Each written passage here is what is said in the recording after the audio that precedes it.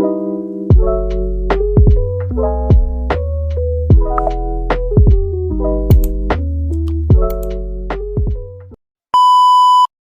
proceed to the Code of Kalanchaw. The Code of Raha Kalanchaw was supposed the legal code in the epic history of Maragtas that is said to have been written in 1433. So the Code of Kalanchaw was the first or the oldest written form of law here in the Philippines. So Dato Kalanchaw is a chief on the island of Negros Oriental. The code is now believed by many historians to have been a hoax and that it had actually been written in 1913 by Jose E. Marco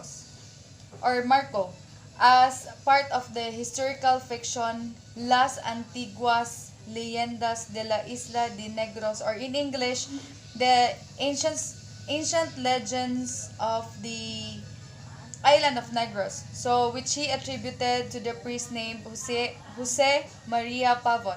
So the Philippine historian Teodoro Agoncillo described the code as a disputed document. Despite the doubts on its authenticity, some history text continues to present it as historical fact. So here are the code of or the laws of the code or the laws of the Kalanchaw Code. So in Article 1, it says that ye shall not kill, neither shall ye steal, nor shall ye hurt the aged, lest you incur the death or the danger of death. All those who this order shall infringe shall be tied to stone and drowned in a river or in boiling water. So it says that in here in Article 1, you shall not kill, nor steal, or hurt the aged, because if that happens or if someone doesn't obey this rule, he or she would be tied to the stone and drowned in the river or in boiling water. So that's how harsh Article 1 is, or that's how harsh the punishment before is. Next, let's proceed to the article number 2.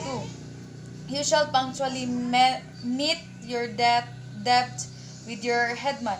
He who fulfills not for the first time shall be lashed 100-fold, and if the obligation is great, his hand shall be dipped 3-fold in boiling water.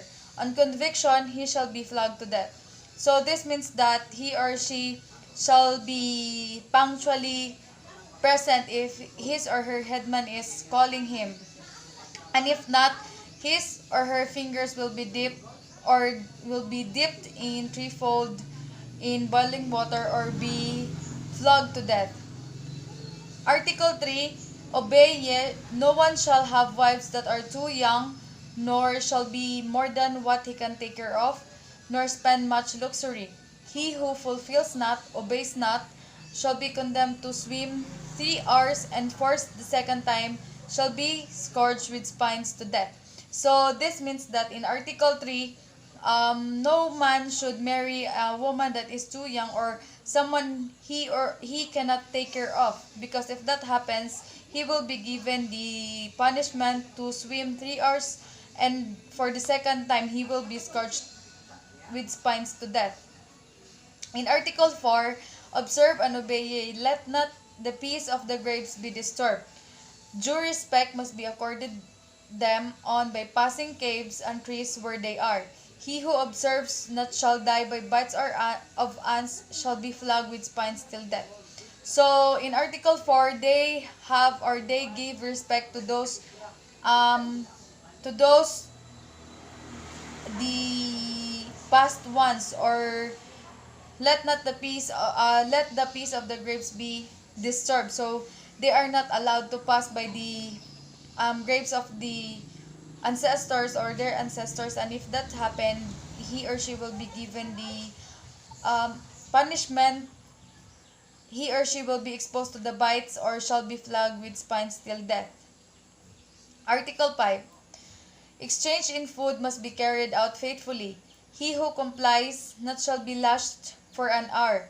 He who repeats the act shall for a day be exposed to the ants. So this means that if you are giving food to your neighbor, you should take care of it, and that should be carried out faithfully, because if that happens, or yes, if that happens, you will be exposed to the ants. And if repeats the act, the first offense will be lashed for an hour. But if that happens, he or she will be exposed to the ants. So in Article 6, ye shall revere respectable places. So one should respect the different places he or she is going to. That's the mandate of Article 6. In Article 7, this shall be put to death: he who kills trees of venerable appearance, who shoot arrows at night at old men and women, he who enters the houses of the headman without permission, he who kills a shark or snake, or he who kills a shark or stray caiman. So this means that in Article 7, this is, they are not allowed to kill different kinds of trees or any trees of venerable appearance. For those who will shoot arrow at night at old men or women, he or she will, or who, and for those who enters the house of the headman without permission, he or she will be eaten by a shark or struck by a caiman. So that's the punishment for the Article 7. For Article 8. Article 9, it is decreed an obligation that every mother teach secretly to her daughters matters pertaining to lust and prepare for womanhood. Let not men be cruel nor punish their women when they catch them in act of adultery. Whoever shall disobey shall be killed by being cut into pieces and thrown to the caimans. So this means that in Article 9, the teenagers or the teenage ladies are asked to, or every mother should teach their teenage daughters the matters pertaining to lust and to womanhood, because if not, they will be the men will not respect them and they will be cruel to them. So if they will catch them in the act of adultery. So it is very important for the mothers, or yes, for the mothers to teach their daughters to be how to be a woman, to prepare for their adulthood. So if someone doesn't or disobey this, he will be cut, being killed, and will be cut into pieces and be thrown to the caimans. So that's the Article 10. Article 11, this shall be burned, who by their strength or cunning have mocked at and escaped punishment, or who have killed young boys or tried to steal away the women of the elders. So this in Article 11, the punishment is by burning. So for those who have disobeyed the rule, for those who have killed the young boys or steal away the women, or for those who tried to escape, they will be caught, they will be burned. So the punishment for them will be is that they will be burned. So in Article 12, this shall be drowned. So drowning is the punishment.